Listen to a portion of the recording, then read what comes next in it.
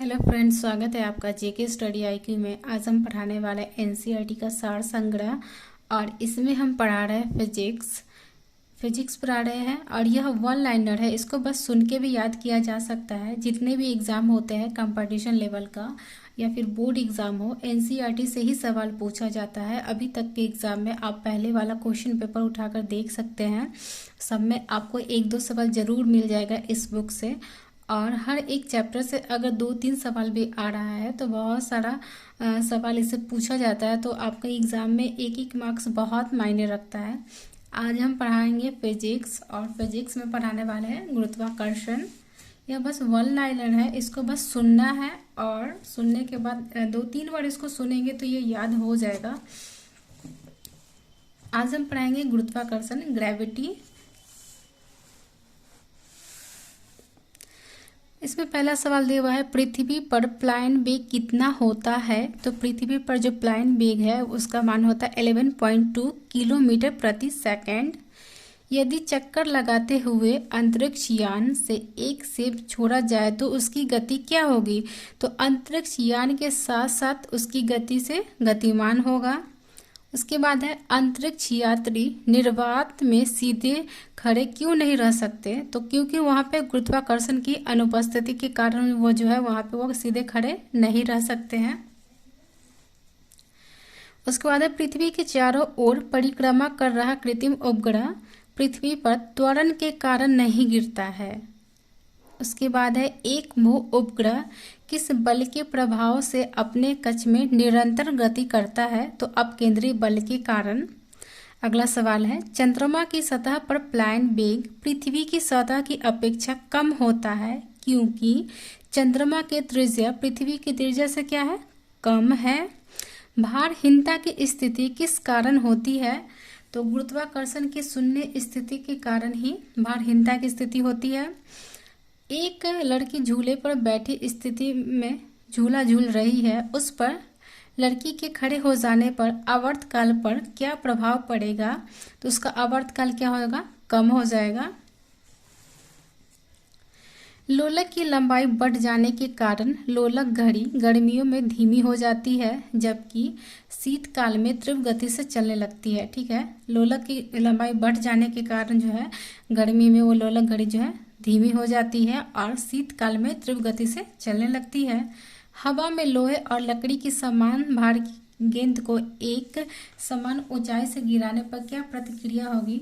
तो लकड़ी की गेंद बाद में गिरेगी। ये सवाल हमेशा पूछा जाता है हर एग्ज़ाम में। ज़्यादातर देखें कि ये सवाल पूछा जाता है, या तो एक साथ गिराया जाएगा या फिर कह रहा है हवा में लोहे और लकड़ी के समान भार की गेंद को एक समान ऊंचाई से गिराने पर क्या प्रतिक्रिया होगी। तो लकड़ी की गेंद जो है पहले गिरेगी। यदि वायु प्रतिरोध को नगण्य कर दिया जाए तथा एक समान आकार के लकड़ी, लोहा व मोम के टुकड़ों को समान ऊंचाई से पृथ्वी पर गिराया जाए तब पृथ्वी जो है तब पृथ्वी पर गिराया जाए तो सभी एक साथ पृथ्वी पर सतह पर पहुंचेंगे। ठीक है, उसके बाद है, पृथ्वी के किस स्थान पर किसी पिंड का भार सर्वाधिक होता है। पृथ्वी के किस स्थान पर किसी पिंड का भार सर्वाधिक होता है। तो ध्रुवों पर होता है। पृथ्वी के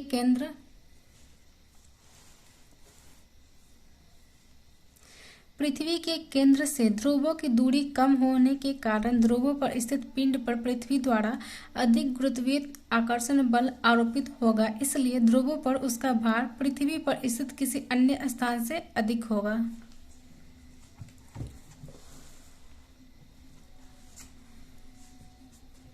लिफ्ट में बैठे हुए व्यक्ति का भार जब सर्वाधिक महसूस होता है, मतलब जब लिफ्ट में बैठा हुआ जो व्यक्ति है उसको सबसे अधिक भार कब महसूस होगा। तो जब लिफ्ट जो है त्वरण गति से ऊपर जा रही हो तब।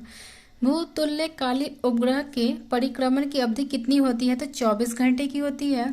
यदि पृथ्वी और सूर्य के मध्य की दूरी दोगुनी होती है तो सूर्य के द्वारा पृथ्वी पर गुरुत्वाकर्षण बल क्या होगा। तो 1/4 भाग होगा। लोलक की समय अवधि किस पर निर्भर करती है। तो लोलक की लंबाई पर निर्भर करती है। पृथ्वी का गुरुत्वाकर्षण बल यदि अचानक लुप्त हो जाए तो इसका परिणाम क्या होगा? पृथ्वी पर स्थित वस्तुओं का भार शून्य हो जाएगा, लेकिन द्रव्यमान अपरिवर्तित रहेगा। पृथ्वी की सतह पर जी का मान अधिकतम तथा जी चंद्रमा पर जी का मान पृथ्वी के गुरुत्वीय त्वरण का 1/6 होता है। पीसा की झुकी हुई मीनार गिरती क्यों नहीं है? इसका क्या कारण है? तो गुरुत्वीय केंद्र से जाने वाली ऊर्ध्वाधर रेखा तल के अंदर रहती है। यदि कोई वस्तु ऊपर से गिराई जाती है तो उसके भार पर क्या प्रभाव पड़ेगा? वस्तु का भार जो है अपरिवर्तित रहेगा। जब हम भूमध्य रेखा से ध्रुव की ओर जाते हैं तो जी का मान क्या होता है? बढ़ता है। चक्रीय झूले पर झूलते समय व्यक्ति को बाहर की ओर धक्का क्यों महसूस होता है? अपकेंद्री बल के कारण।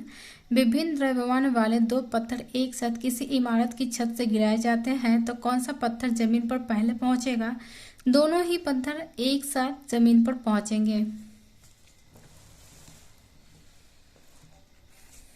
उसके बाद है गुरुत्वाकर्षण एवं गुरुत्व के उदाहरण। सूर्य एवं अन्य ग्रहों के गुरुत्वाकर्षण के कारण ही सभी ग्रह लगभग वृत्ताकार एवं निश्चित कक्षाओं में सूर्य की परिक्रमा करते हैं। पृथ्वी के गुरुत्व एवं चंद्रमा के गुरुत्वाकर्षण के कारण ही चंद्रमा एक निश्चित कक्षा में पृथ्वी की परिक्रमा करता है। सूर्य, चंद्रमा एवं पृथ्वी के गुरुत्वाकर्षण की अंतःक्रिया के कारण पृथ्वी पर स्थित समुद्रों में ज्वार भाटा आते हैं। अब यहाँ दिया हुआ है गुरुत्वाकर्षण के सार्वभौमिक नियम के सिद्धांत का प्रतिपादन सर आइजैक न्यूटन ने किया था। ठीक है, आज के क्लास में इतना ही। Thank you class.